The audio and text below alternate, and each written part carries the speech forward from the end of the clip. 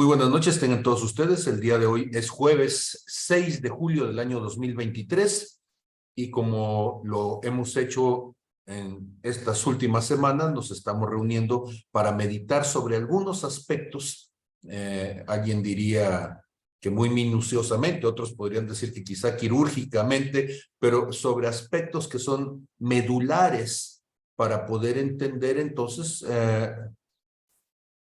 la importancia de la identidad y de los demás elementos que conforman nuestra relación con Dios y cómo estos, al pervertirse, al lesionarse, nos ponen en una situación que es una situación pues de indefensión desde el punto de vista de nuestras almas para poder recibir lo que Dios quiere que podamos nosotros tener. Entonces, mi primer versículo en esta noche, entonces, si me lo permiten, vamos a estar yendo al libro de Efesios, y nada más en cuanto mi Biblia se entere de que estamos por acá ya trabajando. Entonces, en Efesios capítulo 1, verso 4 y 5, voy a Efesios capítulo 1, versos 4 y 5. Y son unos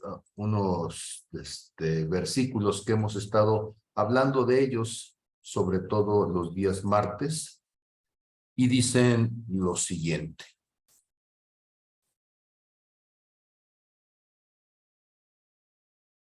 Dice el verso 3, bendito sea el Dios y Padre de nuestro Señor Jesucristo, que nos bendijo con toda bendición espiritual en los lugares celestiales en Cristo, según nos escogió en Él antes de la fundación del mundo, para que fuésemos santos y sin mancha delante de Él, en amor, habiéndonos predestinado para ser adoptados hijos suyos por medio de Jesucristo, según el puro afecto de su voluntad.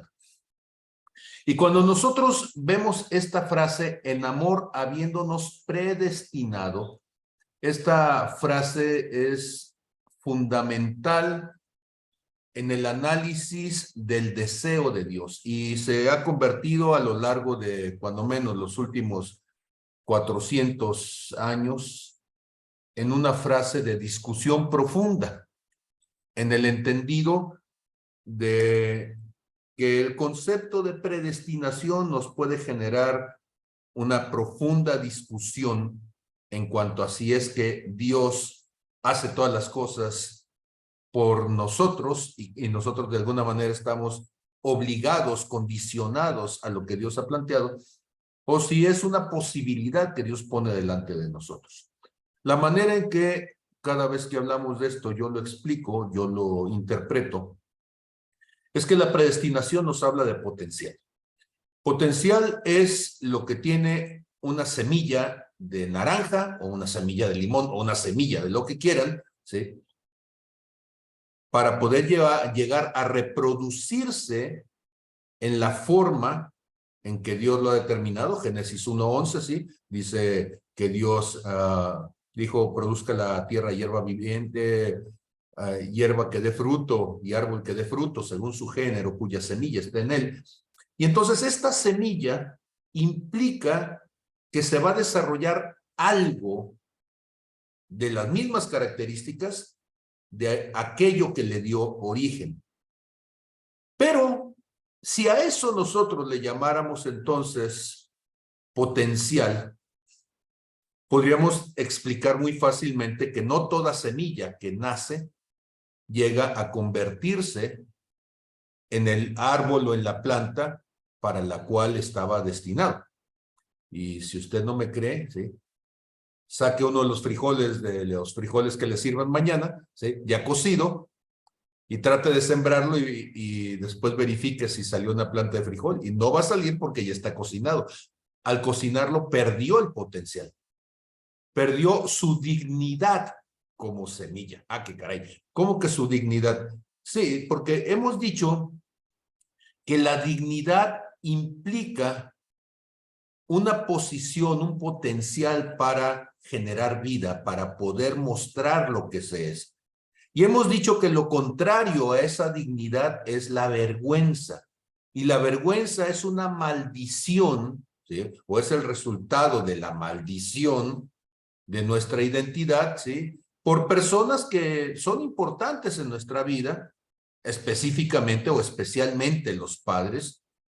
Y entonces se va a gestar como el resultado del rechazo que hemos recibido, el desdén, el desprecio, la ridiculización, los castigos injustos por cosas que estuvieron fuera de nuestro control. O sea, todas aquellas lesiones en nuestra alma que en la infancia dejaron marcada nuestra personalidad y que generaron en nosotros un tipo de comportamiento distinto a lo que sería el comportamiento de Jesucristo.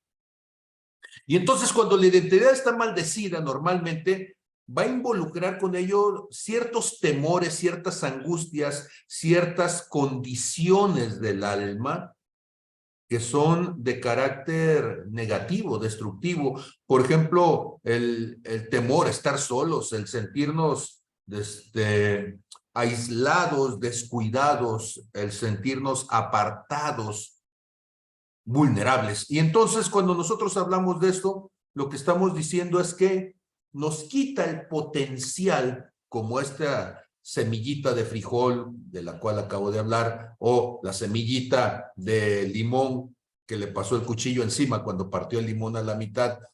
Era una semilla con el potencial, pero quedó cortada, trozada, rota, y ahora ya no produce vida.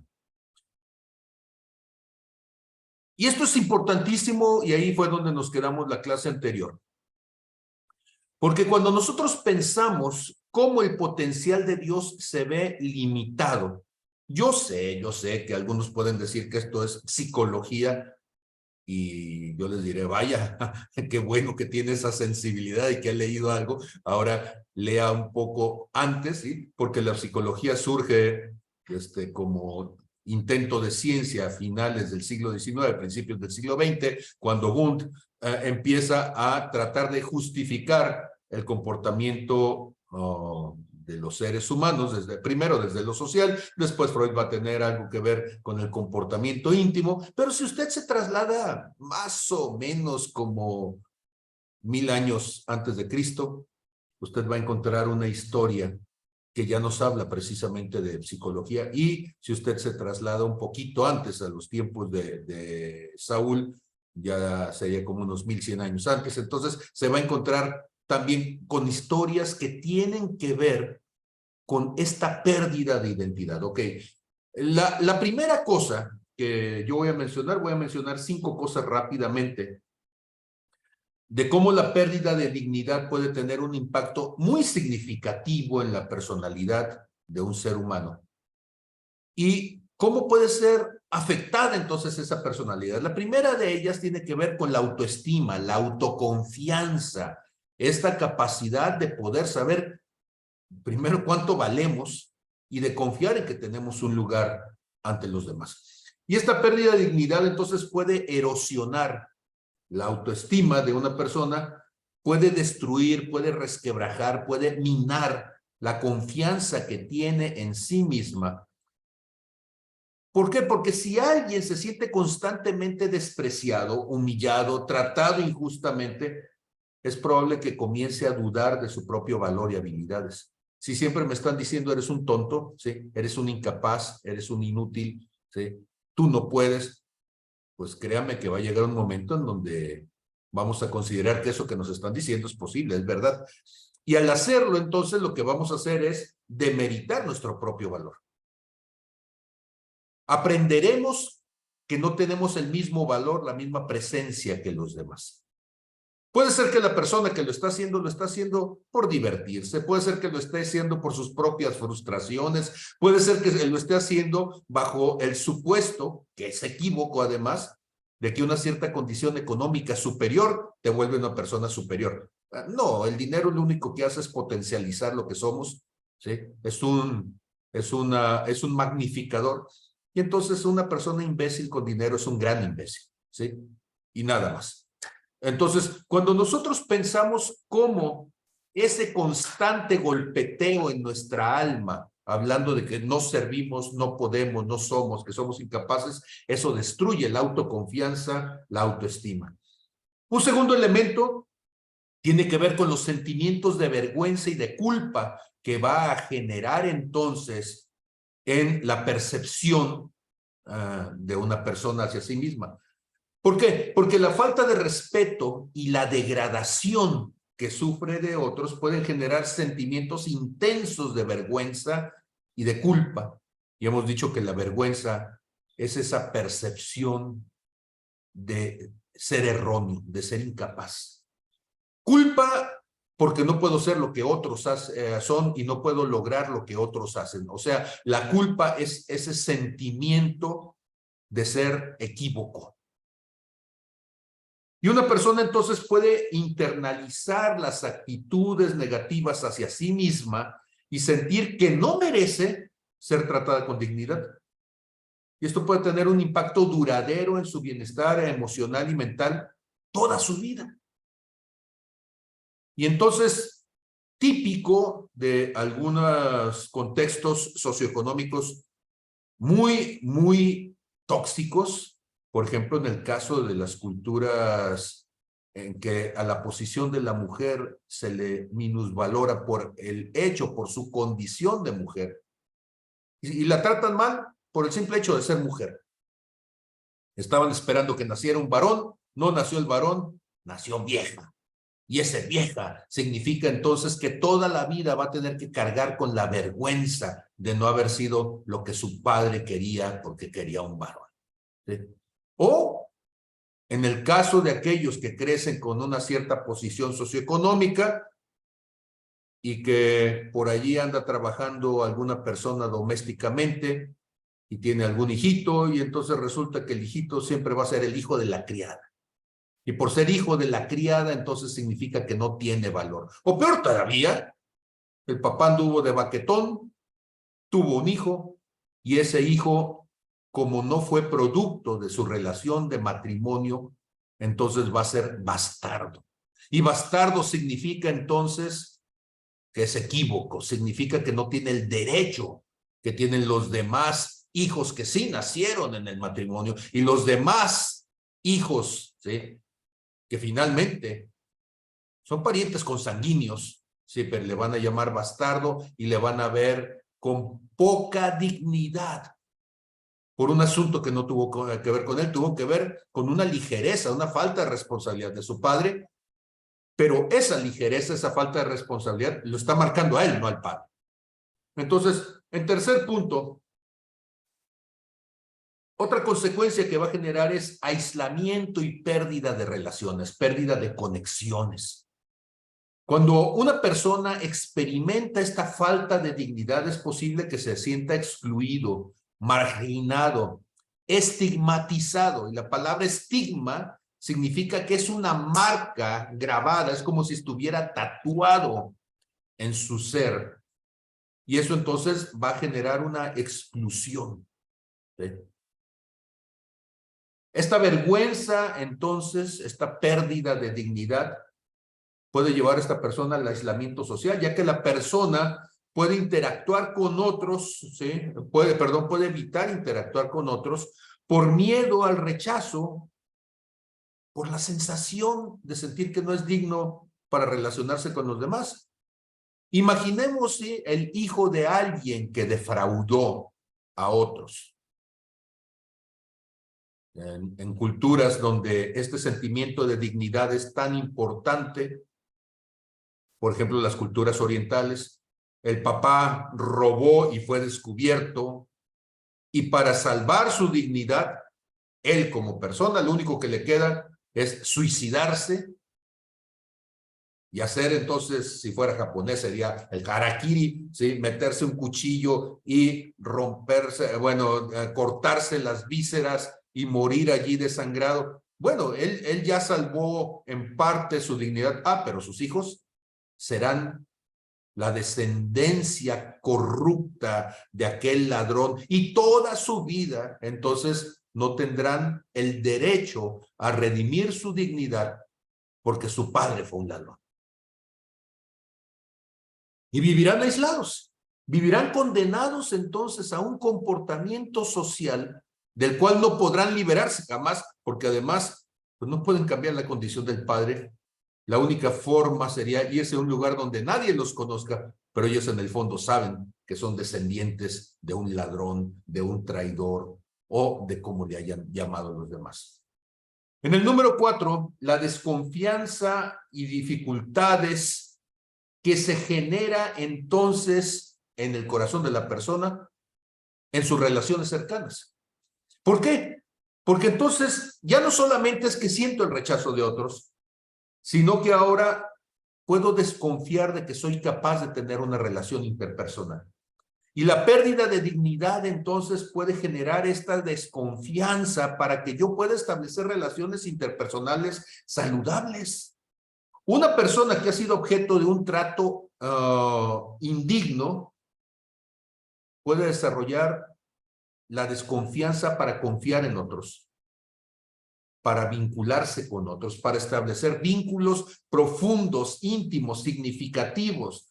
También puede tener dificultades para establecer relaciones que tengan límites saludables y en esa manera poder defender su propia dignidad en las relaciones.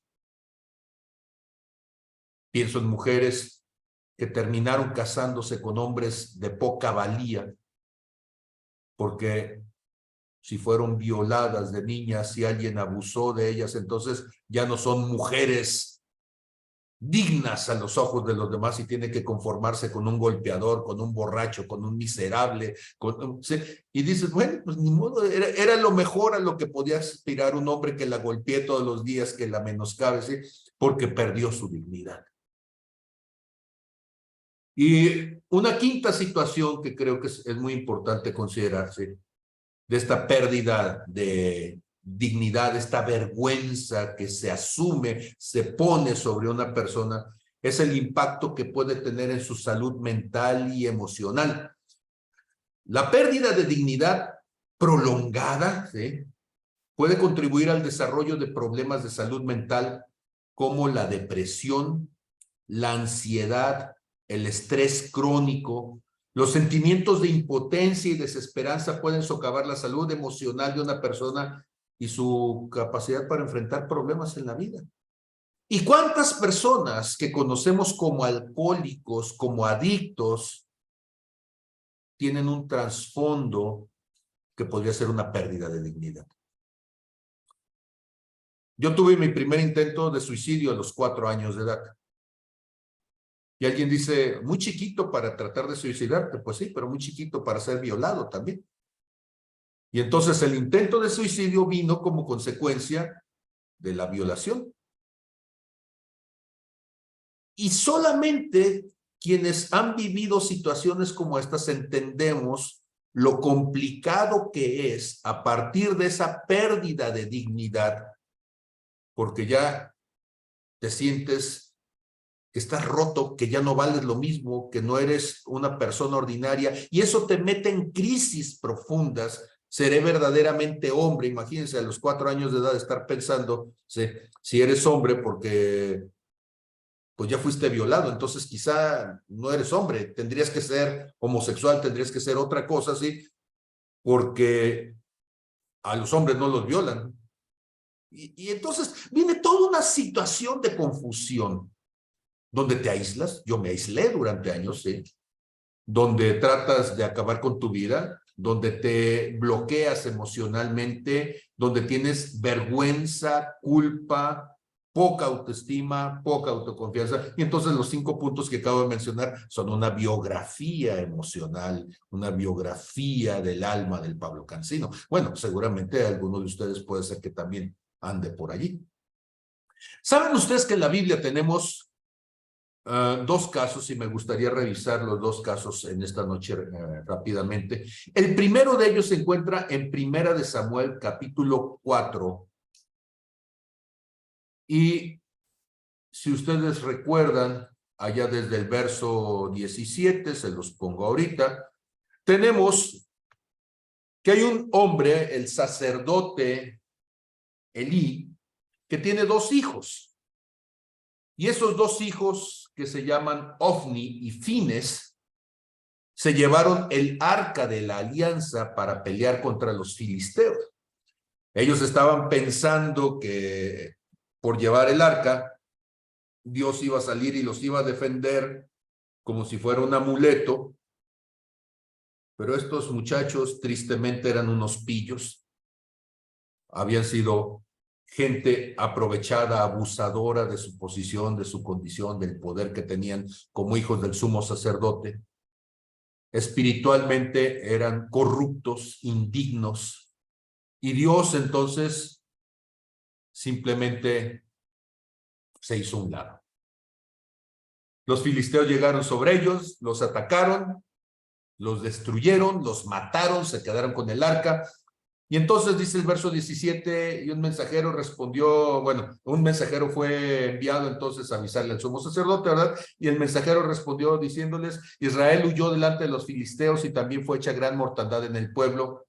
Y también tus dos hijos, Ofni y Fines, fueron muertos y el arca de Dios ha sido tomada, ¿sí?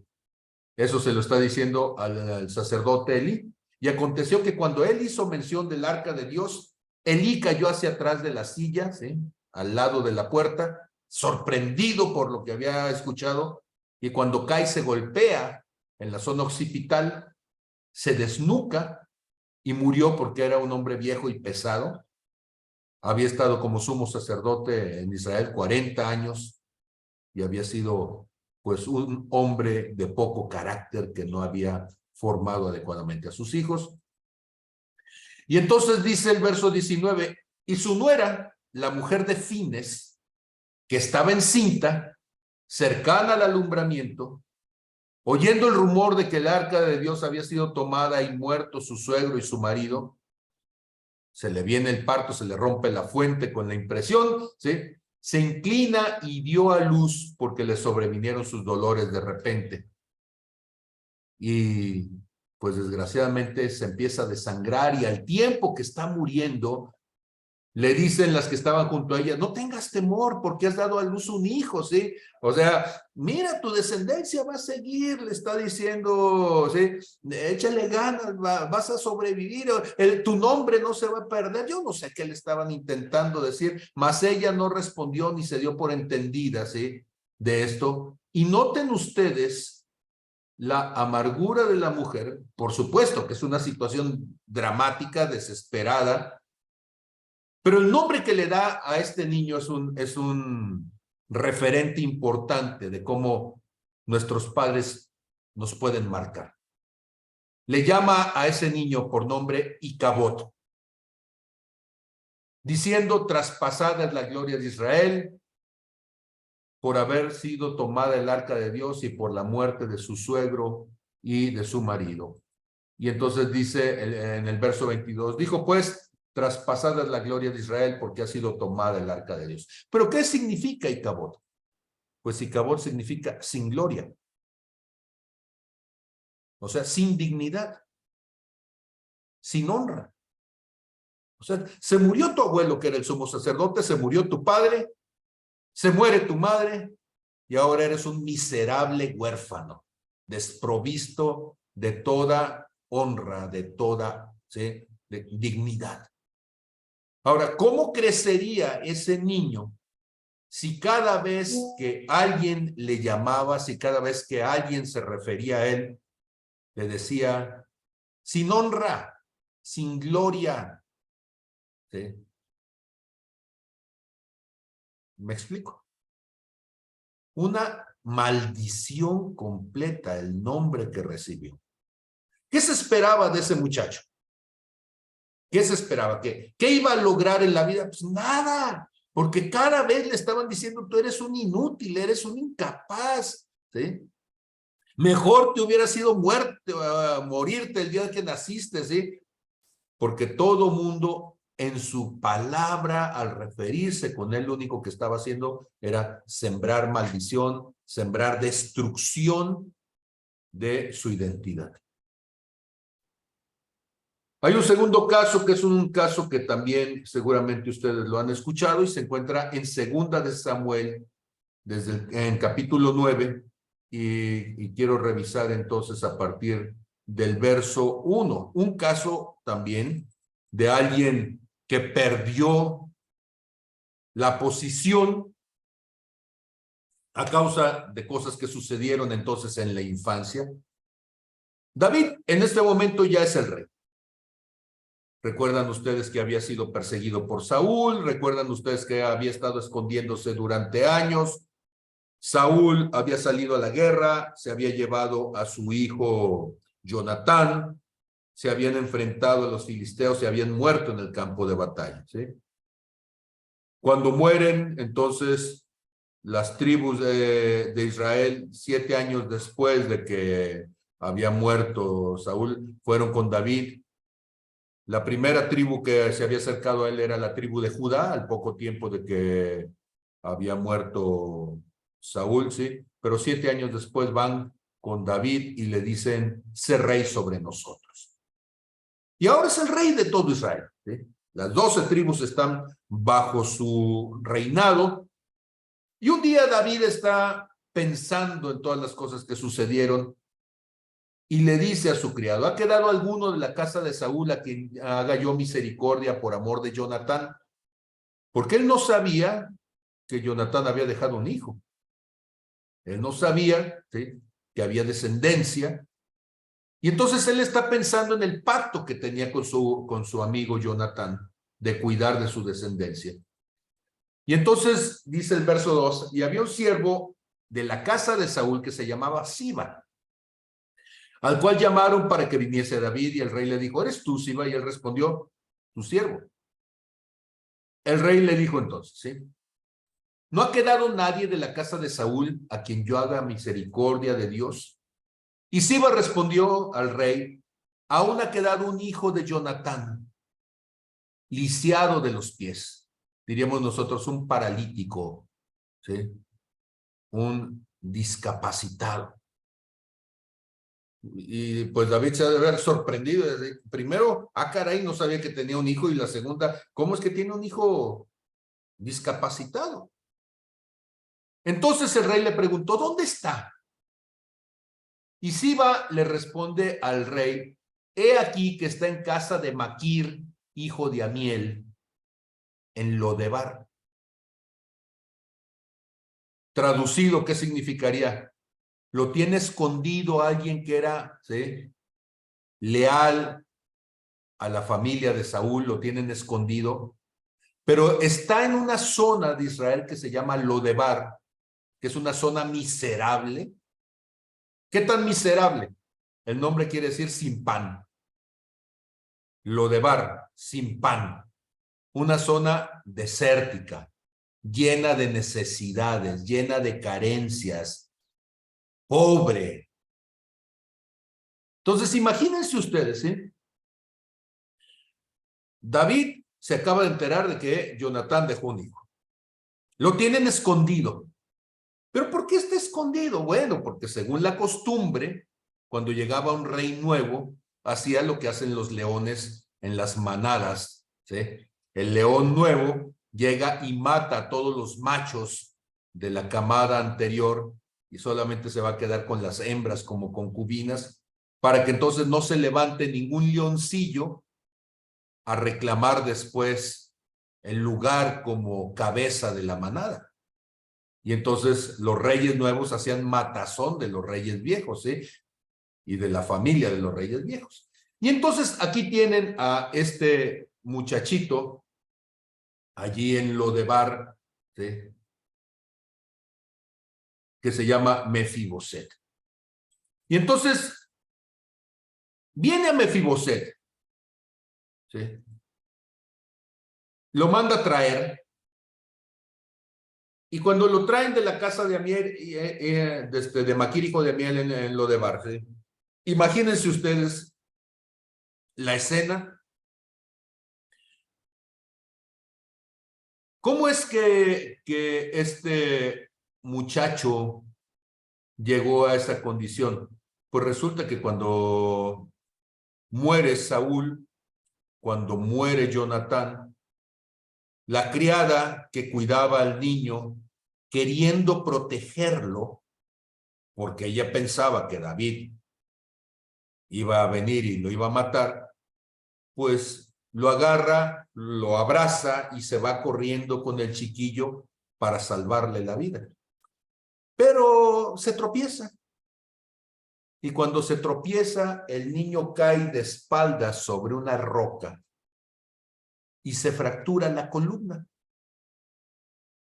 Bueno, hay gente que así es, ¿verdad? O sea, te ayuda y la ayudadita te sale cara, ¿sí? Te truena la vida con la ayudadita. Y ella, la ayudadita, lo convirtió entonces en un paralítico. Lo curioso es pensar que cuando este niño está creciendo, preguntaría el niño, la Biblia no lo explica así, pero bueno, yo me lo imagino, y pregunta, bueno, ¿y dónde está mi papá? No, pues es que tu papá se murió. ¿Y dónde está? Es que era hijo del rey, tu abuelo. Ah, ¿y dónde está el abuelo? También se murió, ¿sí? ¿Y por qué yo no estoy entonces en la casa de mi papá o de mi abuelo? No, pues es que David llegó y tomó el lugar del rey. ¿Y por qué estoy así? Es que cuando tu papá murió, teníamos miedo de que David llegara y te agarrara y te matara. Y por eso te hemos tenido escondido aquí, que nadie sepa que estás, que nadie sepa que vives, porque el día que David se dé cuenta de que estás vivo, quizá ese día te va a matar. Ese niño creció entonces escuchando el nombre de David como en los ranchos cuando le decían a uno el coco, el uy, el chupacabras, yo no sé qué cosa. Y el pobre chiquillo entonces está escuchando que David es malo y que un día va a llegar y van a llegar con los soldados, con los caballos y lo van a agarrar y lo van a matar. Imagínense ustedes, David manda por él. Y pues yo me imagino en lo de Bar cuánta gente pasaba. Pues es un rancho miserable, desértico. Pues seguramente no era cosa de todos los días escuchar carretas y caballos y todo lo demás. Y de repente escucha que viene una multitud y pues le grita a la criada, ¿qué pasó? Vienen caballos, ¿sí? Y él está diciendo, viene David, me van a matar, ¿sí?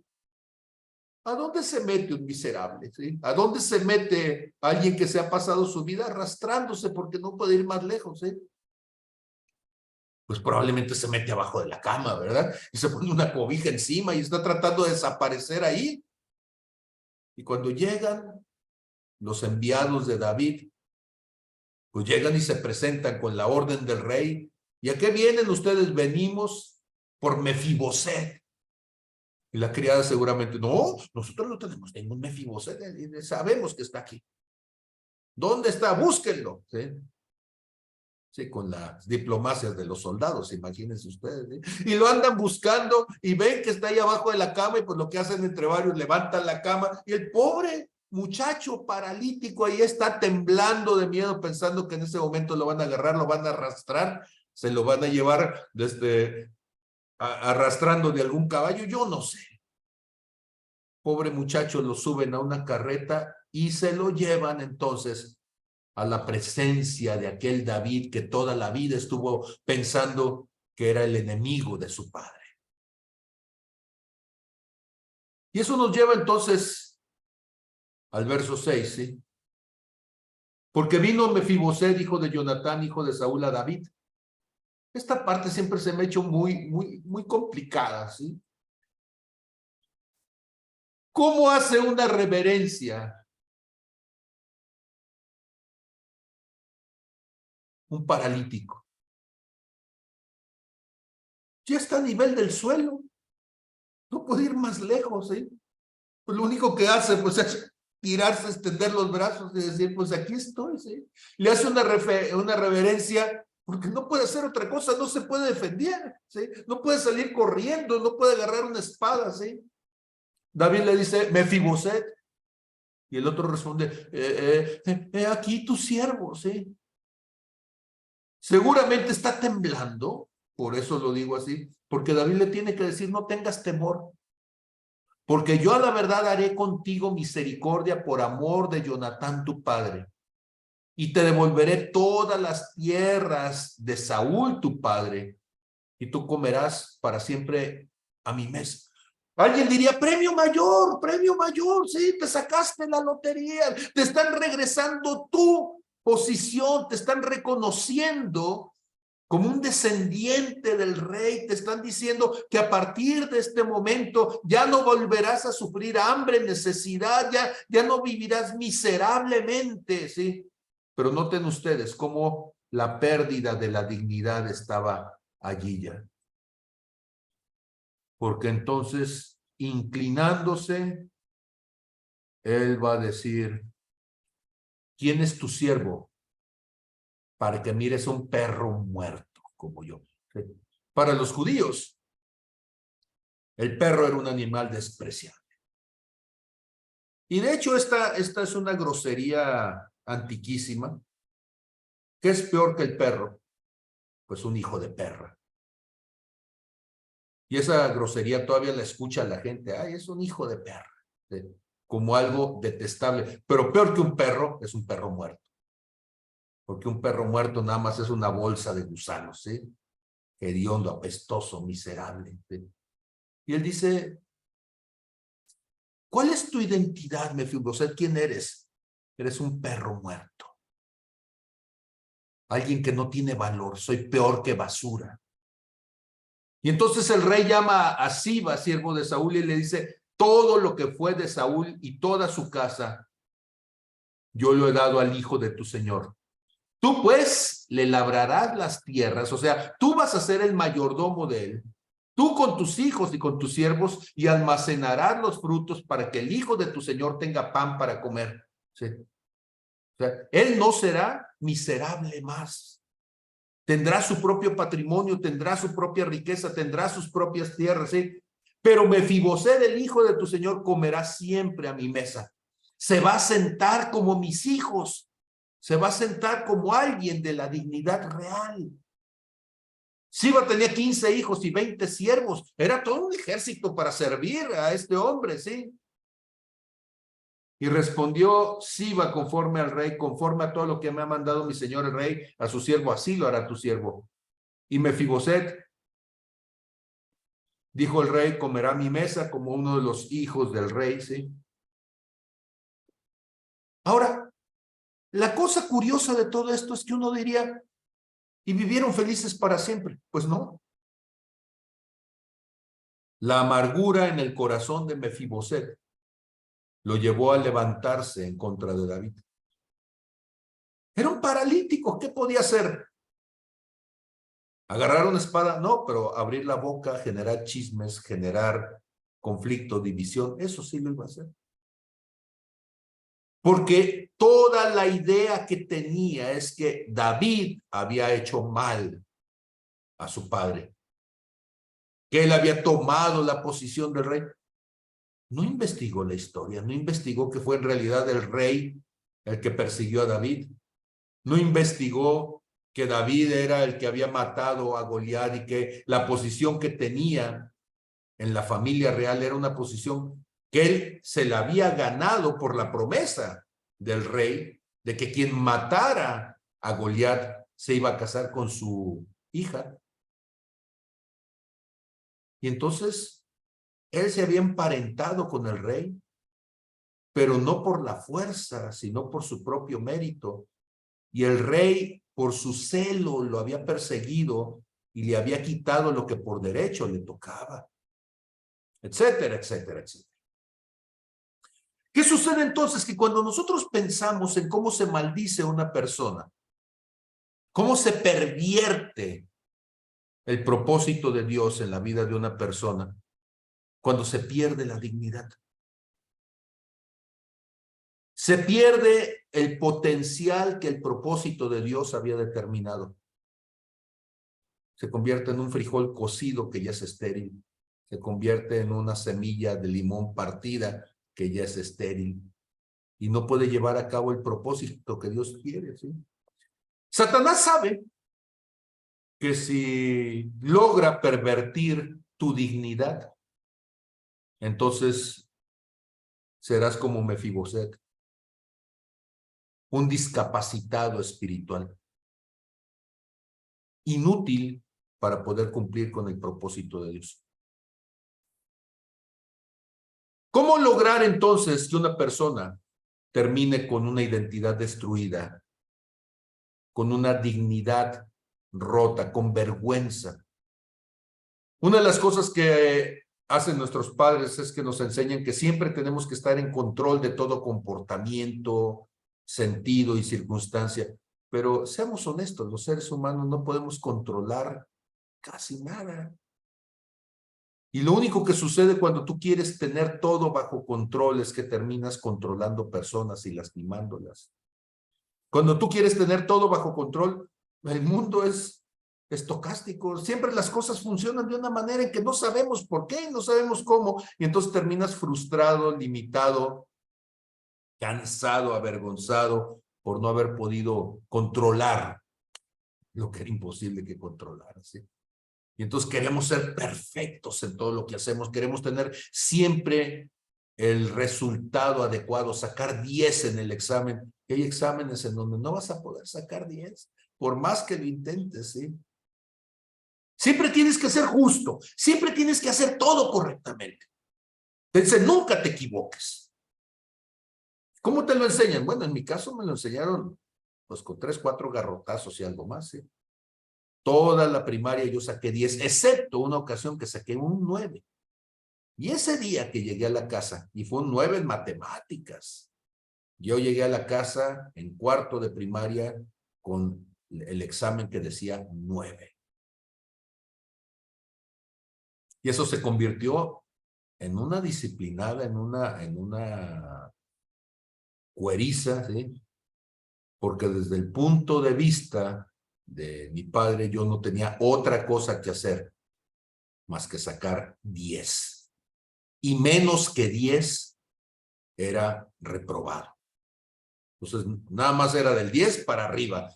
Y eso significaba perfección. Imagínense ahora, es cierto, como autista seguramente yo tenía ciertas ventajas, podía poner atención, yo no sé, ¿sí? Pero lo cierto es que yo no tenía la memoria prodigiosa que él tenía. Y entonces te van formando con la idea de que tú tienes que ser perfecto porque eres hijo del doctor, ¿sí? Pues sí, pero el perfecto era él, no yo. Yo era un chamaco atarantado, así que nunca pude llegarle al nivel de lo que él esperaba, ¿sí? Y entonces cuando me empezaba a preguntar de los libros que había leído a los 6, 7 años, pues por supuesto que yo no tenía ni la experiencia, ni la capacidad, ni la percepción de él, y entonces se olvidaba detalles, ya era un coscorrón, si no sabía quién era, ya era. Y ahora no lo digo por quejarme, lo digo porque es parte precisamente de esta necesidad de desarmar cómo los métodos que utilizamos, más que ser de Dios, terminan siendo métodos del diablo para destruir la identidad de una persona. Y entonces, como no puedes ser perfecto, entonces te vuelves perfeccionista. Un perfeccionista es un imperfecto que quiere que todo funcione perfectamente, pero no puede. Y entonces el perfeccionismo reina en la familia. No hay lugar para equivocar. No hay margen de error. Una vez estaba escuchando a alguien y entonces le estaban diciendo, es que tú tienes que dar el 100%, y esta persona dijo, discúlpame, no lo voy a hacer así. Voy a dar, si gustas, el 90, el 95, pero no más. Dijo la persona, ¿pero por qué eres mediocre? Dijo, no, no es que sea mediocre, pero tengo que tener un margen para la equivocación porque soy ser humano, ¿sí? Cuando él lo dijo, yo estaba chiquillo y yo me solté llorando, ¿sí? ¿Por qué? Porque por más que lo intentas, hay cosas que no van a salir jamás. Y ese pequeño margen de error, cuando menos te lleva a decir, si salió mal, no tengo por qué suicidarme, hacerme el harakiri japonés, porque las cosas no salieron como se esperaba.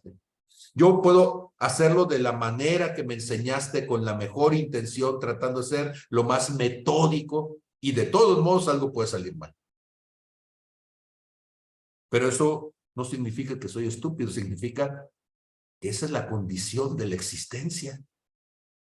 Y entonces el perfeccionismo, donde todo tiene que ser lo mejor, donde todo tiene que ser como debe ser, donde no puedes manchar nada, no puedes decaer nada, no puedes ser imperfecto, no se te puede caer la leche en la mesa, donde no te puede caer una manchita de salsa en la camisa, todo tiene que ser perfecto. Eso te vuelve neurótico.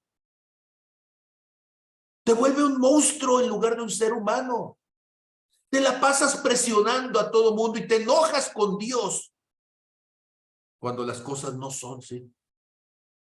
Y entonces, número uno, todo tiene que estar en control. Número dos, siempre tiene que ser perfecto, ¿sí? ¿Y qué pasa cuando ni el uno, todo está en control, y número dos, todo es perfecto? Y cuando eso falla, ¿qué? Entonces, lo que tienes que hacer, porque tú lo aprendes, es enójate, estalla, explota y busca un culpable. ¿Y al culpable qué haces? Abofetéalo, pégale. Y entonces uno crece pensando que era tu culpa que el papá se enojara. Mi padre era director del Seguro Social, trabajaba él en la noche, era el director del turno nocturno. Trabajaba un día sí, un día no. El día que trabajaba, también lo hacía de garrotero ahí en el hospital, y se la pasaba entonces yendo consultorio por consultorio y verificando que todo el mundo estuviera despierto. Y al que no estaba despierto le hacía un acta administrativa y le comenzaban un proceso, y entonces imagínense ustedes, pues era odiado en el hospital, y entonces él sentía el odio de la gente, el rechazo de la gente, y pues más estricto se ponía, porque finalmente era la responsabilidad de la gente, ¿sí? Y se convirtió eso en una cuestión tóxica, viciosa, ¿sí? Y entonces cuando él llegaba a la casa, pues él ya llegaba cansado, desgastado, pues tampoco él podía descansar ni 5 minutos porque él era el que tenía que poner el ejemplo. Y entonces llegaba a la casa y pues iba a tratar de dormir. Cuando él llegaba eran las 8 de la mañana, nosotros no estábamos allí, pero llegábamos al mediodía. Y entonces en la casa no podía haber sonido, no podía haber ruido, no podía haber nada así. Éramos 7 personas viviendo allí y no se oía nadie. Porque si alguien sonaba, si algo se escuchaba, entonces él iba a salirse molesto contra aquello que pudiera ser causa de ruido o lo que se atravesaba. Y entonces había un teléfono que estaba en la pared afuera de su cuarto. Era un teléfono que estaba atornillado, ¿sí? Normalmente, para evitar sonidos, mi mamá lo descolgaba. Pero por alguna rara de esas circunstancias tristes y bueno, necesarias para este tipo de historias también, ese día el teléfono estaba colgado, ¿sí? Puesto en su lugar, y alguien estaba marcando. Yo estaba escondido en la biblioteca, como sabía esconderme, ¿sí? Los libros no hacen ruido, así que yo podía pasar la página sin riesgos. Pero empieza a sonar el teléfono, y en lugar de salir a contestarlo a alguien, todo mundo se escondió. Y entonces mi padre, que estaba dormido ahí a 5 metros, sale molestísimo y a puños empezó a golpear el teléfono y lo desbarató, ¿sí? Lo arrancó de la pared a puñetazos, ¿sí? Estaba en una explosión de neurosis tremenda. Bueno, ya había destruido el teléfono, pero no era suficiente para aplacar la rabia, ¿sí? Y entonces se fue a buscar a alguien más. Y bueno, yo en ese momento era el culpable oficial, ¿sí? Entonces cuando siempre platico este tipo de cosas, en ocasiones mis hermanas dicen pues que mi papá no era así. Bueno, pues es que ellas no estaban en la lista de culpables oficiales. Finalmente, en su condición de mujeres, él pues no les iba a pegar porque había sido formado muy estrictamente en eso por la abuela, ¿verdad? pero yo estaba en la lista de los candidatos a culpable oficial, y entonces se fue hasta el cuarto del fondo. Les digo, yo estaba a 30 metros del teléfono, ¿sí? Y pues yo estaba en la biblioteca y con la puerta cerrada, llega y patea la puerta, ¿sí? Va hasta donde estoy yo y me dice que por qué no había contestado. Y pues es que estaba muy lejos, ni cuenta me dice. Y entonces desquitó conmigo lo que le faltó de rabia con el teléfono, ¿sí? Y me dio una sopapisa y tremendo. Ahora, ¿qué significa entonces eso? Pues significa que la casa era un lugar vulnerable. ¿Dónde era más fácil existir? Fuera de casa. Y entonces yo empecé a escaparme de la casa desde los 7, 8 años de edad.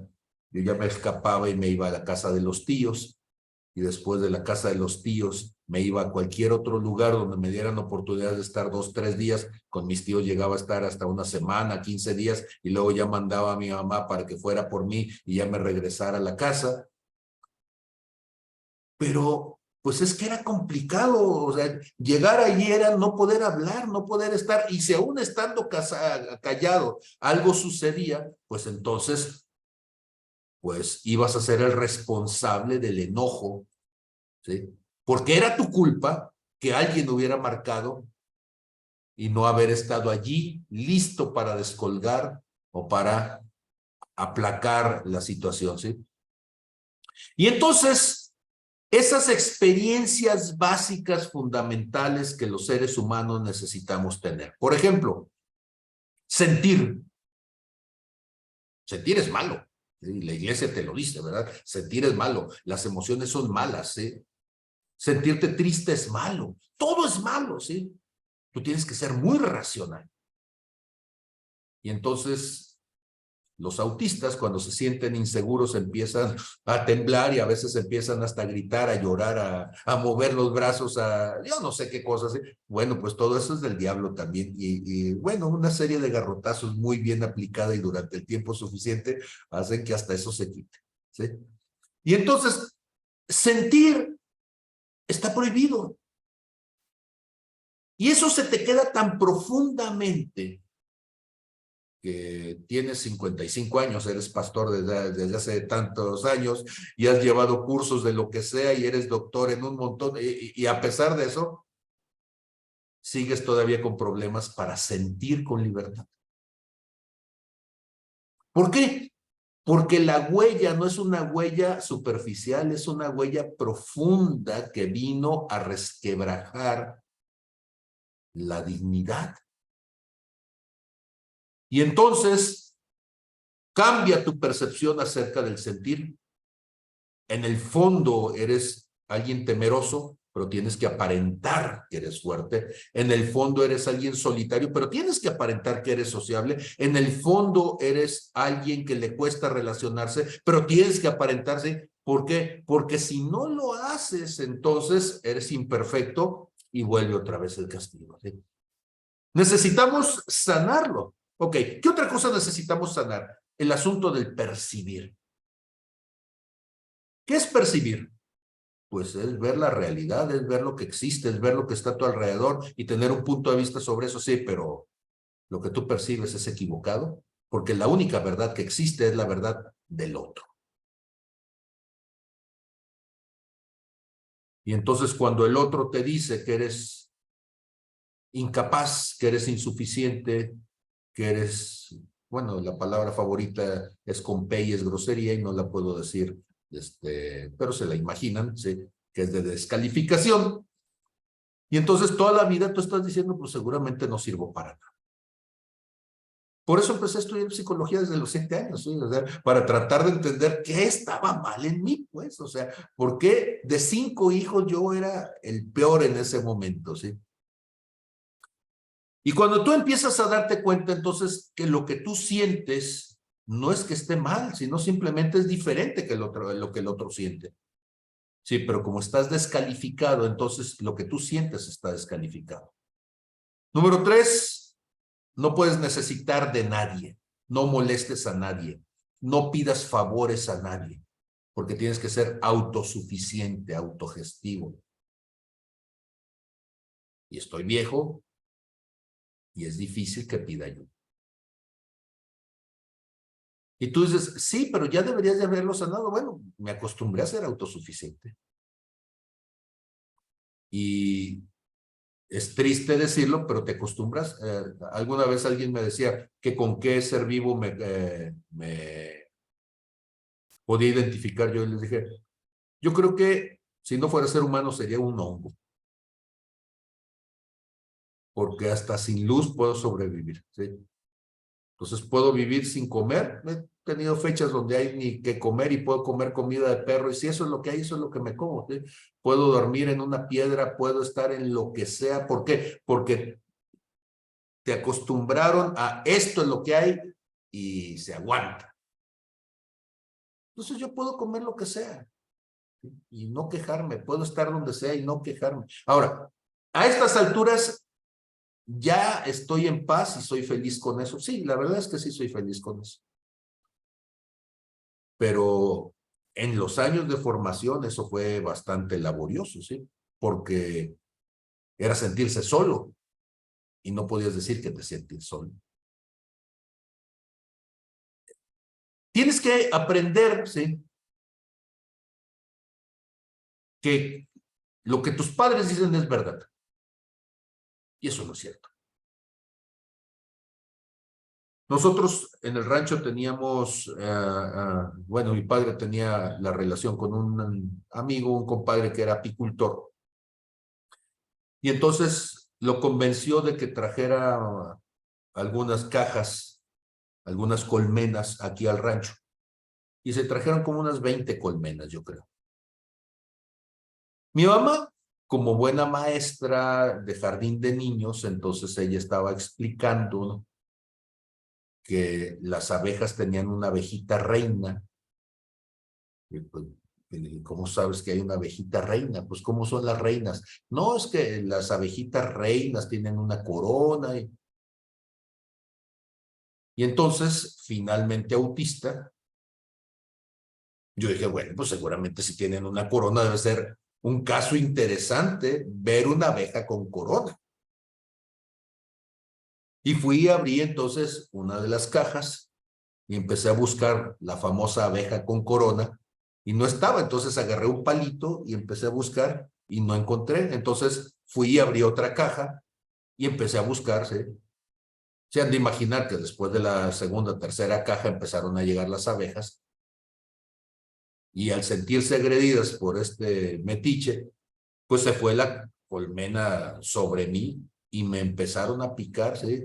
Empecé a intentar correr, siempre fui, además de miope, torpe, y bueno, lo miope se me quitó, lo torpe no tanto, y finalmente me tropecé a los 10, 15 pasos, y allí llegaron las abejas y se hizo un tambache alrededor, ¿sí? Y me picaron tremendo, ¿sí? Me andaba muriendo ese día. Mi madre estaba preocupada y enojada. ¿Por qué hiciste eso? Yo tenía la boca hinchada, no le podía contestar, con trabajos podía respirar ese día. Me llevaron de urgencia al hospital y ya después de que salí de urgencias y con todo lo que se han de imaginar ustedes, ¿sí? Y además de la regañada, y no me acuerdo si esa vez o a los días me metieron la pela correspondiente, porque por supuesto que desde su punto de vista me la había ganado. Me preguntaron por qué lo hiciste, y le dije, porque tú dijiste que había una abeja reina y que tenía una corona. Y yo fui a verificar si eso era verdad. Ahora, yo tendría, no sé, 5 o 6 años, ¿sí? Y ese día me di cuenta que los adultos mienten. Que es falso que tus padres te digan la verdad. Que van a decir lo que les conviene. Lo que ellos piensan desde su perspectiva que es lo adecuado.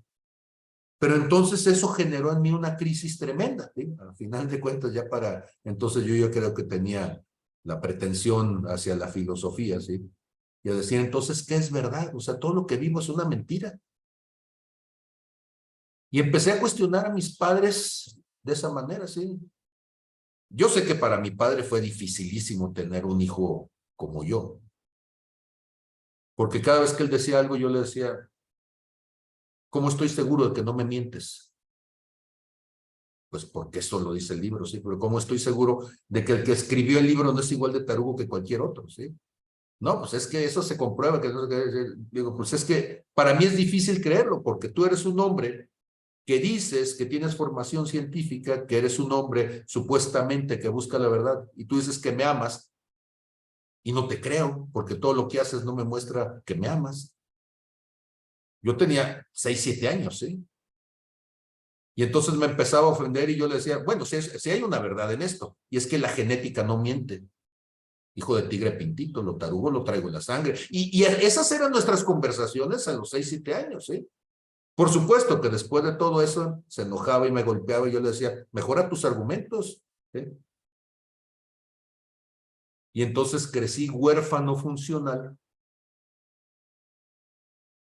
ante una situación de precisamente toda esta cuestión que no entendemos de cómo cuando se rompe la dignidad terminas generando monstruos y me volví una persona monstruosa, ¿sí? La última cosa de las 5, sentir, percibir, necesitar, creer. La última es imaginar. Y entonces,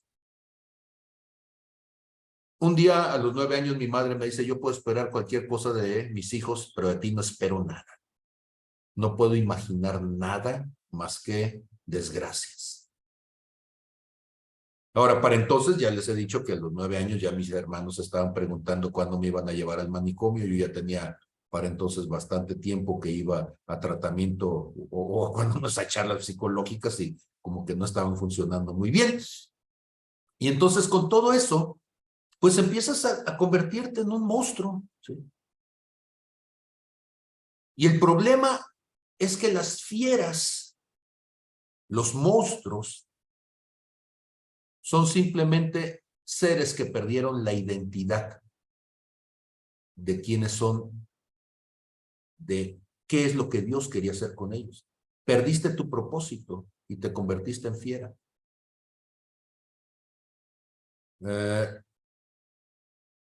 Cuando entonces entendemos eso, ¿sí? Pues entiendes que es mejor estar escondido.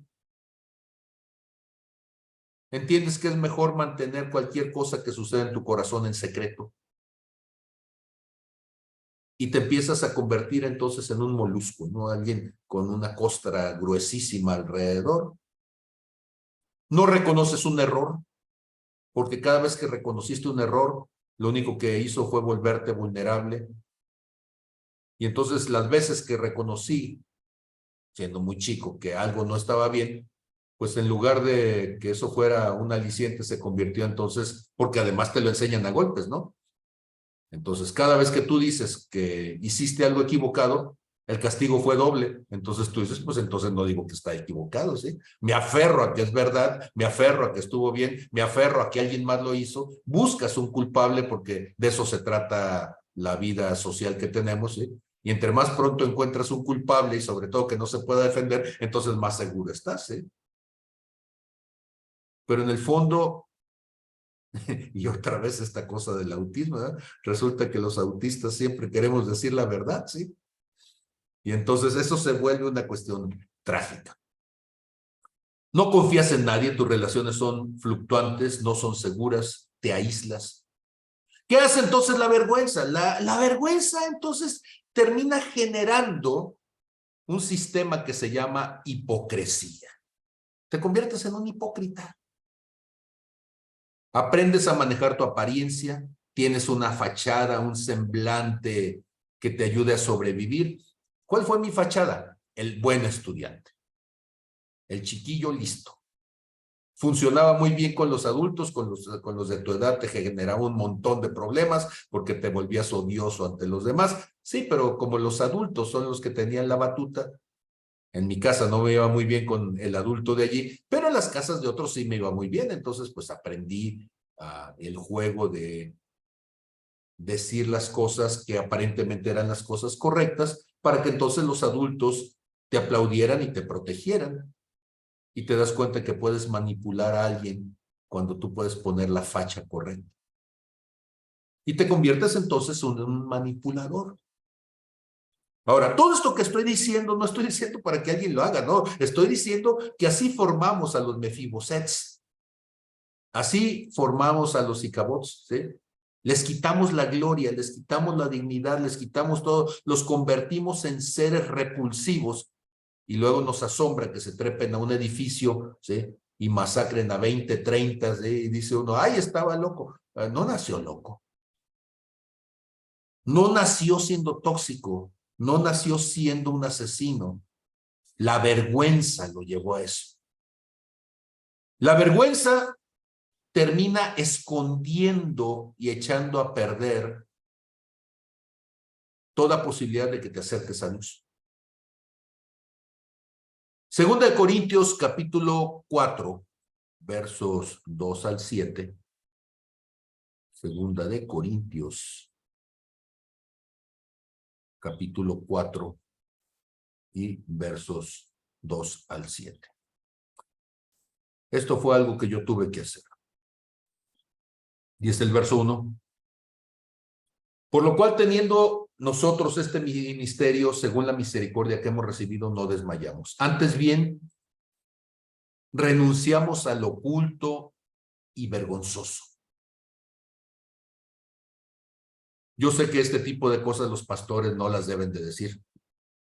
Entonces yo no soy pastor, yo soy una cosa rara y yo digo, sí, yo vengo de la hipocresía, yo vengo de la manipulación, yo vengo del ocultismo, yo vengo de la amargura, de la rabia, de la soberbia, de lo que ustedes quieran, sí.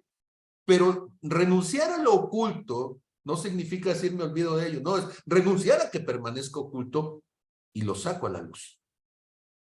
Renunciar a lo vergonzoso es decir, lo voy a exhibir y no voy a permitir que nadie caiga en mis trampas. El primero en evidenciarse soy yo. El primero en decir, cuidado con los manipuladores porque yo, si te desaprovechas, yo te manipulo. Y entonces dice, no andando con astucia ni adulterando la palabra de Dios. Por eso, semana a semana, les digo, juzguen si lo que estoy diciendo es de Dios o no. Porque es bien fácil y con el dedo meñique yo aprendí a manipular. Pero yo no quiero que mi ministerio se base en la manipulación. Yo no quiero que mi ministerio se base en una imagen generada para que el otro reaccione ante mi supuesta, no sé, espiritualidad, ante mi supuesta sabiduría. No, no, no. O sea, yo quiero ser honesto, desnudar mi corazón, ¿sí? No adulterando la palabra, siendo frontal conmigo mismo, siendo transparente conmigo y con ustedes, ¿sí? Y entonces dice, sino por la manifestación de la verdad, recomendándonos a toda conciencia humana delante de Dios. No voy a ocultarme en mis carencias. Voy a ser honesto en mis carencias delante de ustedes, para que mis carencias entonces no sean una trampa y no sean objeto de ventaja sobre otros. Pero si nuestro evangelio está aún encubierto, entre los que se pierden están encubiertos. O sea, entre los que no tienen la revelación, entre los que no desarrollaron el discernimiento, entre los que no entienden la transparencia de Cristo, ahí sí está encubierto, ¿sí? Y entonces se levanta la gente, oh, hermanos, y el pastor. No, no, no, no, no, no, no, es un tipo de peligro, ¿sí? Y entonces la verdadera espiritualidad nos ayuda a discernir lo humano en el otro y decir, cuidado con eso. Dice, en los cuales el Dios de este siglo cegó el entendimiento de los incrédulos para que no les resplandezca la luz del evangelio de la gloria de Cristo, el cual es la imagen de Dios. ¿Y cuánta gente entonces dice que tiene una relación con Dios, pero están ciegos? Son esclavos del adoctrinamiento, son esclavos del fanatismo que les han inyectado y no pueden darse cuenta del tipo perverso, abusador de niños, desde que abusa económicamente de la gente que está a su alrededor, del manipulador. Todas esas cosas las ve uno en la estructura de la iglesia y dice uno, ¿nadie se da cuenta? Pues claro que no, porque en lugar de ministros tienen hechiceros al frente. Y entonces necesitamos rescatar la dignidad. Pero para rescatar la dignidad necesitamos desnudarnos de todas esas hojas que nos pusimos ante la vergüenza con Dios. Y entonces cada vez que Fernando dice el verdadero cristianismo, ¿sí?, pues me toca mi corazón, porque los que venimos de la estructura religiosa, venimos de espiritualidades falsas, perversas, corruptas. Los que estuvimos dentro de la estructura nos dimos cuenta de que adentro lo que menos había era transparencia, lo que menos había era honestidad. Por eso, cuando yo hablo de estas cosas, sé que son cosas horribles y son cosas que la gente preferiría no escuchar. Pero la única manera de sanar una herida, ¿sí?, la única manera de quitar entonces un absceso, es metiéndole cuchillo y sacando la pus, ¿sí? Y en lo espiritual eso es lo mismo, ¿sí? No hay ningún absceso que se quite a besitos. No hay ningún absceso que se limpie, ¿sí?, con sobaditas. Es doloroso, ¿sí? Y apesta. Sí, pero se limpia. Y hay que cortar. Y hay que limpiar. Y hay que presionar. Pero ese cristianismo no gusta. Ese cristianismo es incómodo de escuchar, ¿sí? Y vacía las iglesias, ¿sí? Sí, pero si no tenemos cuidado, esa vergüenza termina generando odio. Esa vergüenza termina generando falta de perdón, ¿sí? Y por eso entonces la gente, en lugar de crecer en el cristianismo, termina amargada y termina diciendo, pues ahí está, son iguales, son peores, o son estos, son otros. ¿Por qué? Porque tarde o temprano la podredumbre sale, ¿sí? O sea, tú puedes esconder una uña enterrada, sí, sí puedes, pero un pie diabético apesta. Tú puedes esconder el principio, pero no el final. La carcoma se va a extender. La necrosis se va a ir, ¿sí? Y tú vas a tener entonces la manifestación tarde o temprano, ¿sí? Porque así de crítica es la situación. Lo que está en el corazón tarde o temprano termina manifestándose en otras áreas de la vida. Y entonces, la vergüenza, como vive en la hipocresía, y como hay una, se llama una discrepancia, hay una asintonía entre lo que pasa afuera y lo que pasa adentro.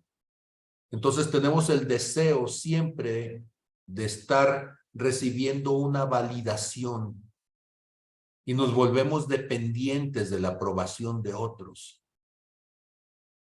Y ese fue un problema para mí casi toda la vida. Yo quiero pensar que a estas alturas, ahí la llevo, ¿sí? Es decir, ya no me importa lo que piense la gente. No, ya no me importa. Me importa lo que Dios pueda pensar de mí. Y lo que Dios piensa de mí tiene que ser en consecuencia de la forma en que he enfrentado todas estas falsedades en mi vida.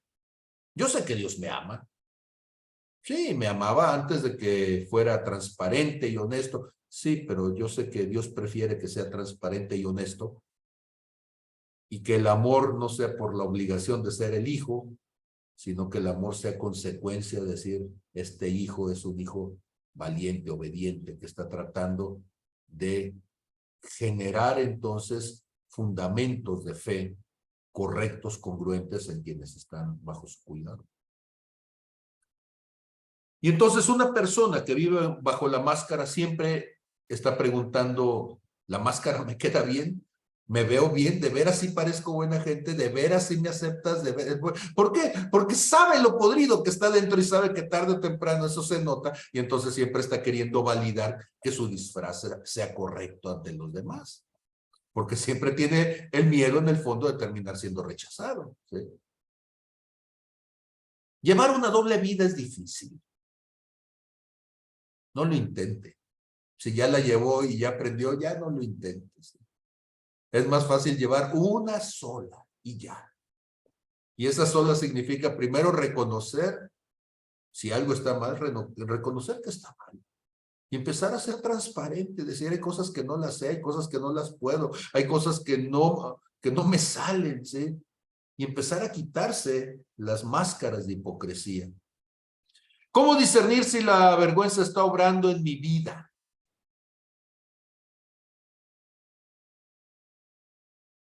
Pues, ¿qué tanto puedes discernir quién eres tú realmente? La gente te conoce verdaderamente. Puedes hablar de las cosas que son incómodas y a pesar de eso, que la gente te ame. Puedes aceptar tus errores. Puedes aceptar tus carencias. O sea, has sido capaz de poder enfrentar la vergüenza de decir, ¿me he equivocado? ¿La gente conoce el claro oscuro? ¿O eres como la luna? Ay, ¿cómo es la luna, hermano? La luna tiene un centroide desplazado, que es muy curioso, porque ese centroide desplazado no está exactamente, yo sé que se puede imaginar usted una gran esfera rellena y la parte más pesada está en el centro, sí, pero no está en el centro exactamente, sí, es como esas pelotas de béisbol que están truqueadas para que estando a un ladito del centro, por eso se llama centroide, ¿sí? La pelota no gira como debe de girar, gira así erráticamente. Y en el caso de la Tierra, como el centroide está desplazado, entonces cuando la Tierra va girando y va atrayendo a la Luna, siempre la trae del mismo lado. Por eso nunca se ve otro lado más que el lado del conejito. ¿Qué hay del otro lado de la luna? Pues sí, seguramente debe haber algo, sí. O sea, sabemos que la luna tiene, pues, 360 grados. O sea, la faz debe estar completa, sí, pero hay gente que no tiene centro, tiene centroides. Y tú nada más le conoces el lado que la gente quiere mostrarte. Yo sé que esto que voy a decir va a sonar poco bíblico, sí, pero si usted lo investiga un poquito más va a entender qué estoy diciendo. Eso se llama un trastorno de la personalidad.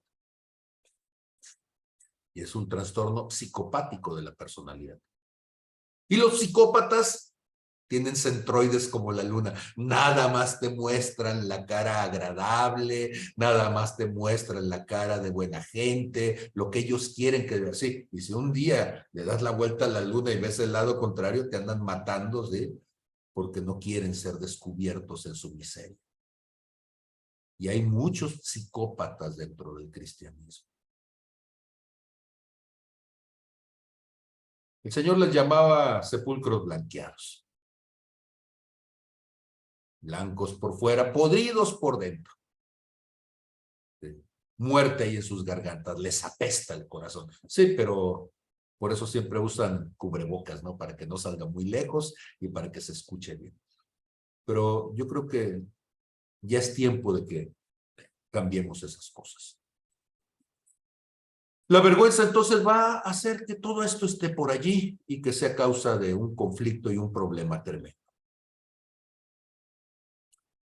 Lo vamos a dejar entonces por aquí. No sé si tienen ustedes un comentario de todo esto que he estado diciendo. Logré avanzar como 20 líneas en el manual, cosa que ya para mí es un gran reto, ¿sí? Entonces, los escucho.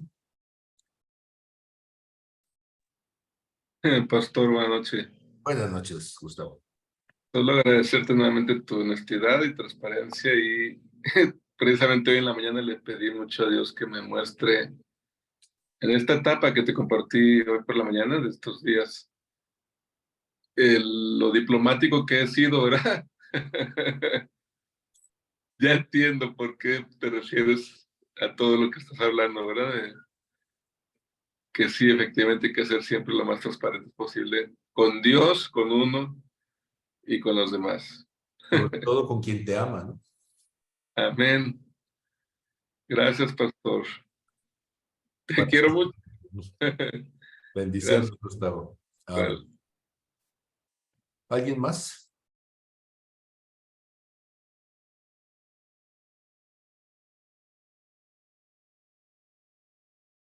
¿Abriste tu micrófono accidentalmente, Fer, o quieres comentar? Nada es accidental y definitivamente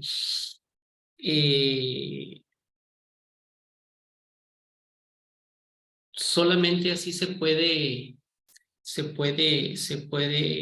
cambiar y hablarlo delante de la gente.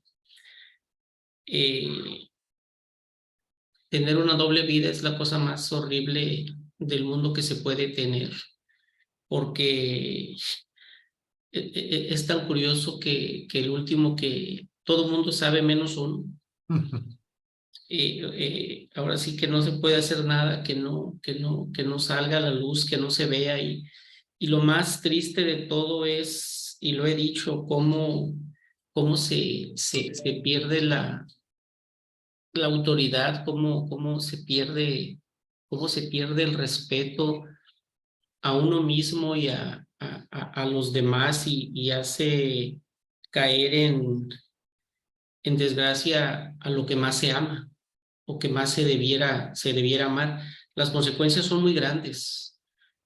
Las consecuencias son muy grandes y lo complicado de esto es que te das cuenta de la verdad, te lo explican, lo ves y sabiendo lo bueno, quería seguir haciendo lo malo, ¿sí? Hasta que he sido terco y terco y terco con el Señor a que me oriente, a que me dé guía y dejarme guiar y no hacerle caso a las tentaciones para poder seguir enfrentando las cosas. Yo agradezco tu sinceridad, su fraternidad y algo que me digo el día de hoy, si Pablo puede, yo puedo. Si él pudo, yo puedo hacerlo. Pablo es humano, yo soy humano, yo lo puedo hacer, yo lo puedo alcanzar. Me ha puesto las escrituras en la mesa, me ha puesto lo que yo tengo que leer para ir descubriéndolo gradualmente, ir viéndome en ese espejo, ¿sí? Increíblemente te agradezco que ahora que me miro en el espejo ya, Dorian Gray, ya, ya veo lo que hay del otro lado del espejo, no lo que yo quería ver, ¿sí? Y esto es algo muy importante, ¿sí?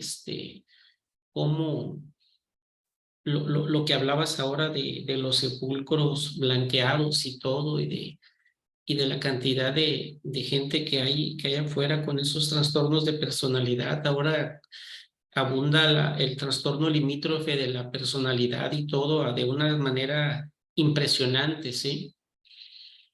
Y a mí Juan Carlos en su cacería de pastores que yo le digo, ha sido un luchador, que juega máscara contra cabellera y todo, sí, que le ha gustado confrontar a esos de que no toques el ungido y no toques esto, sí, a todos esos blasfemos y sus seguidores que se la creen, ¿no? Que se les olvida que el evangelio, el único ungido es Jesucristo, ¿sí? Que no debemos andar queriendo. Tenemos que hacer las cosas realmente a la manera de Jesús, que fácil no es, complicado es, y que tenemos que estar estudiando y leyendo todos los días. Y ayer tuve una entrevista con Jesús con Chuy Montes, Jesús Montes, para ver algunas cosas clarificarnos. Volvió a tocar el tema de que las espadas se sacan filo dándose de unas a otras y todo, y hacía rato que me hacía falta ahora sí que yo era el que andaba sacándole filo a la gente, y ayer me dieron una afilada bárbara, así es que es algo tan maravilloso que él habló de orar. Yo soy el que se sienta atrás, el que menos sabe, pero Dios es tan grande que él, no me quiero, como dice, no lo quiero spoilear, pero algo va a decir el próximo domingo.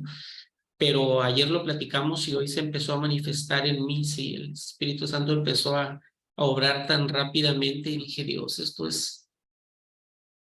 yo alguna vez escuchaba ahí en tu casa que cómo habla Dios, cómo se le escucha, cómo esto, ¿no? Sí, nos hacemos los sordos y nos hacemos los tarugos, pero constantemente lo está haciendo, además que estamos en desatención, fuera de foco, y agradezco mucho este crecimiento y mi sueño y mi añoranza de ser un cristiano de verdad, un cristiano verdadero, en esta nueva pedagogía cristiana que le duele a muchos y todo, pero así como dices hace rato, faltó nada más decir que la letra con sangre entra y todo el conocimiento, casi tenemos que decir que el cristianismo pues así entró, ¿no? O sea, nada más que se nos olvida y no queremos vivir esa parte tan dolorosa que a veces nos horroriza y todo, sí, porque no queremos ver en el espejo el monstruo que se refleja, que somos nosotros mismos, pero que podemos ser transformados si queremos, y yo quiero. Gracias. Amén, así sea. Estamos terminando. Si hay alguien más que sienta el deseo de compartir, y si no, pues... Yo, pastor. Adelante, Erika. Buenas noches a todos. La semana pasada justamente iba manejando y de pronto venía este pensamiento, ¿no? De que a veces, no a veces, yo creo que cuando llegamos al cristianismo, nos ponemos a leer un poco más la Biblia, de pronto nos creemos sabedores de la verdad, cuando en realidad tenemos mucho que hacer, mucho que cambiar, mucho que transformar.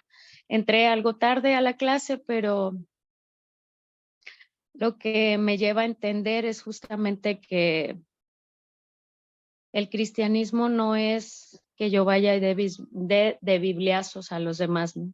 Sino que agarre esa Biblia y realmente la aplique yo a mi vida, y que lo que yo pueda hacer, que no sea solamente para ver al prójimo, sino para ayudar al prójimo a ver la verdad. Estaba trabajando con los niños y me daba cuenta lo transparente que son. Y hay un libro que nos compartió Bernie, y el primer tema es justamente cómo hacer una relación con Jesús, cómo hacer una amistad con Jesús. Y yo decía, qué padre que los niños lo ven así tan transparente. Ojalá yo tuviera esa transparencia de decir, esto es lo que soy, esto es lo que he permitido o me he permitido ser, pero ya no quiero ser más así, ¿no? Quiero realmente tener esta relación con Jesús, con esa tranquilidad de saber que Él está ahí, que es mi mejor amigo, y que en algún momento todo lo que yo esté aprendiendo, que sea para crecer en mí y para poder ser ayuda para otros, ¿verdad? Porque lo que platicábamos, pastor, la mies es mucha y los obreros son pocos. Entonces necesitamos tomar nuestro lugar, pero a partir de que todos los días estamos poniéndonos a cuentas con Dios, porque vamos avanzando, vamos entregando, como yo le he visto eso como una manera de limpiar nuestro vestido, pero también de avanzar a conocerlo más, porque vamos avanzando. Y pues he tenido eso de buscar más de Él, pero tratar de ser, no tratar, buscar todos los días ser transparente, no desde la parte religiosa ni desde la parte del yo quiero verme, ¿no? Sino, como dice su palabra, yo quiero menguar hasta que crezca Él y que siga creciendo Él en mí, como tiene que ser, ¿no? Como es su verdad. Solamente creo eso y disfrutar más de la vida, porque creo que vivimos muchas veces muy cerrados en el cristiano tiene que ser así. No, puedes ser tú quien eres, pero a partir de que tienes esa relación plena, completa, porque eso te ayuda entonces realmente a disfrutar y enseñar a disfrutar a los que tienes a un costado tuyos, que no se vea solamente la parte de el estándar cuadrado que conocemos, ¿no? Pues eso quería aportar. Pues muchas gracias. Y un saludo al Pastor Jesús. Allá están los Saludos a su esposa. queridos ahumadas, Sí. los hermanos ahumadas. Una bendición en nuestras vidas. Pues Dios les bendiga a todos. Pastor Jesús, perdón. Pastor, yo solamente, rápidamente, estar, con los estragos de la pérdida de la dignidad, la autoestima muy abajo, la autoconfianza, el sentimiento de vergüenza, la culpa, el aislamiento, la pérdida de las relaciones, estas desconfianzas que son el resultado de la pérdida de la dignidad, todas las dificultades que trae esta pérdida de la dignidad, el impacto de la salud mental, todo lo que lleva a la pérdida de la dignidad. Al último nos hacemos vulnerables y nos da miedo, nos da temor abrirnos como somos realmente, porque entonces me vuelvo vulnerable y entonces siento que me vuelves a atacar. Entonces es difícil revertir toda esta problemática, todo este crecimiento de las cosas negativas que salen a partir de la pérdida de la dignidad por los efectos de cómo me trataron en la casa y todo esto. Entonces es difícil, pero yo creo al final que es más difícil seguir con una mentira y solamente dar la cara que se puede ver. Al final, ser honesto y decir y mostrar la otra cara, mira, en realidad yo soy así. Al final uno va caminando por la vida más descargado, más como soy y más palabra, entonces se vuelve algo como lo que usted me da esa imagen, ¿verdad? Y gracias por la honestidad, eso es valioso para mí. Gracias. Juan 8:32, conocerás la verdad y la verdad te hará libre. La única manera de destruir una mentira es con la verdad. La verdad duele, sí, pero la mentira duele más, porque la verdad sana. Entonces, si tenemos un absceso, el absceso va a seguir creciendo. Si tenemos un tumor, el tumor va a seguir creciendo. ¿Sí? Si tenemos por ahí necrosis y se nos está pudriendo un pedazo de nuestro cuerpo, eso va a seguir creciendo. La cirugía parece dolorosa, no, es más dolorosa la muerte, ¿sí? Y para sanar, decía el Señor Jesús, si tu ojo te es ocasión de pecado, diríamos, si tu ojo es ocasión de destrucción, más vale perder el ojo. Yo sé que esto, cuando lo decía el Señor Jesús, no lo entendía, ¿sí? Pero si yo te dijera, tú tienes un tumor en una parte de tu cuerpo, más vale perder parte de tu cuerpo a que el tumor siga creciendo. La mentira es un tumor, es un cáncer. Y es de cristianos sabios erradicar el tumor, sacar el cáncer. Y yo les animo a que entonces comiencen una saludable quimioterapia espiritual. Que echen fuera toda mentira. No importa en qué etapa de tu vida comenzó, lo que importa es en qué etapa de tu vida se tiene que acabar, y esa es ahora, ¿sí? No podemos dejar que siga creciendo, ya tiene años ahí, está bien arraigada. Por ese afirmarse, cuando vieron los primeros tumores, le pusieron cáncer, porque parecía un cangrejo que estaba agarrándose a los órganos, ¿eh? Y la mentira es un cáncer, es un cangrejo espantoso, horrible, ventajoso y chantajista que se ha puesto sobre nuestras vidas, pero es tiempo de acabar con él. Yo les animo, entonces, gracias por la paciencia, la misericordia a este que habla, y seguimos adelante. Primero Dios, veremos el milagro de vidas transformadas, comenzando por la de cada uno de nosotros. Bien, Y de allí a los que siguen. Amén. bien. Dios los bendiga a todos. Buenas noches. Amén. Buenas noches. Muchas gracias. Gracias, buenas noches. Buenas noches. Bendiciones. Buenas noches. Amén.